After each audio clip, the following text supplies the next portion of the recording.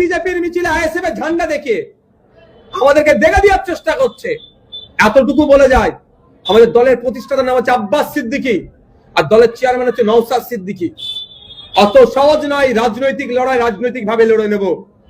5 বছর ধরে তৃণমূল চেষ্টা করেছিল বিজেপির সাথে আমাদের সম্পর্ক আছে জুড়ে দেওয়ার, প্রমাণ করতে পারেনি।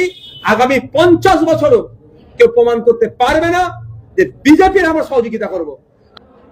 4 তারিখ বেলা 4টের পরে কিছু তৃণমূল আইএসএফ সেজে গেছে, তাদের দ্বারাই সব থেকে বেশি বিশৃঙ্খলা সারা রাজ্যে হয়েছে। আইএসএফ এর দায়ভার কাঁধে নিতে হয়েছে।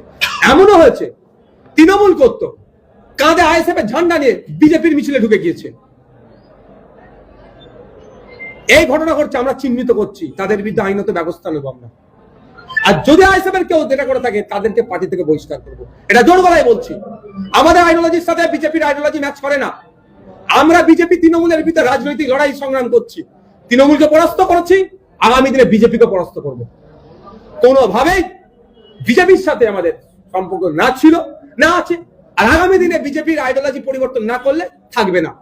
কিন্তু যারা আইএসএফকে কালেমা লিপ্ত করার চেষ্টা করছে তাদেরকে আমরা আইডেন্টিফাই করছি, তাদের বিরুদ্ধে যেহেতু আমাদের ঝান্ডা নিয়ে ঢুকেছে আইনত ব্যবস্থা গ্রহণ করা থেকে শুরু করে দলীয় শৃঙ্খলা ভঙ্গের যারা দায় দণ্ডিত হবে ব্যবস্থা গ্রহণ করবো, একটা ছাড় পাবে না।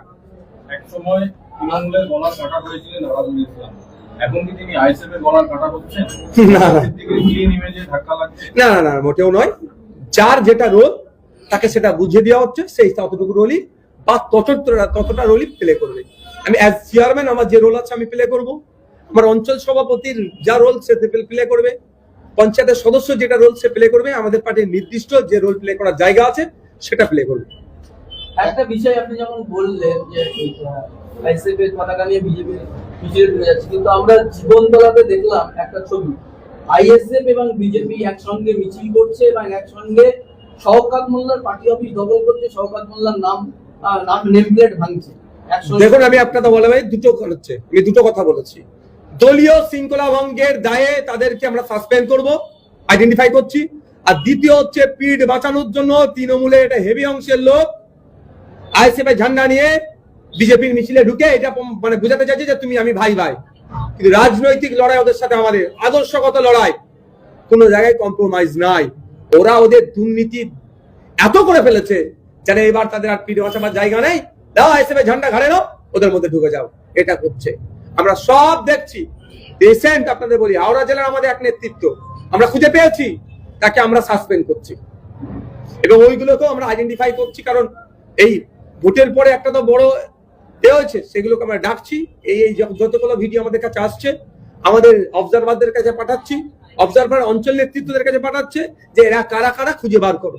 এই কাজ আমাদের চলছে, অত সহজ না। আমি আবারও বলছি, কিছু আমাদের সমালোচক এই বিজেপির মিছিলে আইএসএফ এর ঝান্ডা দেখে আমাদেরকে দেখা দেওয়ার চেষ্টা করছে।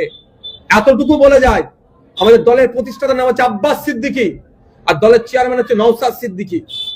অত সহজ নয় রাজনৈতিক লড়াই রাজনৈতিক ভাবে লড়ে নেব।